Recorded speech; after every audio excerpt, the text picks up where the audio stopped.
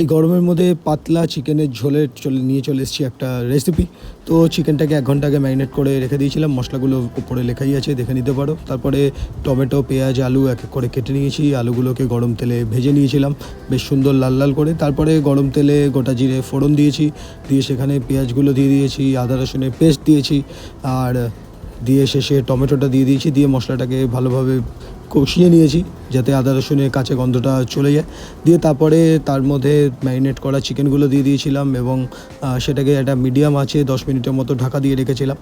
তো মোটামুটি চিকেনে জল ছেড়ে দেওয়ার পরে তার মধ্যে আলু দিয়ে দিয়েছিলাম এবং গরম মশলা দিয়ে দিয়েছিলাম, দিয়ে যেরকম ঝোলের রিকোয়ারমেন্ট সেই হিসাবে জল দিয়েছিলাম এবং আরও 10 মিনিটের জন্য ঢেকে রেখেছিলাম।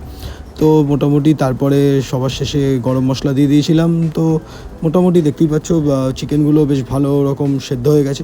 তো এইভাবে তোমরা এই গরমে এরকম পাতলা ঝোল করে ভাত দিয়ে লেবু দিয়ে খেতে পারো, খুব ভালো লাগবে।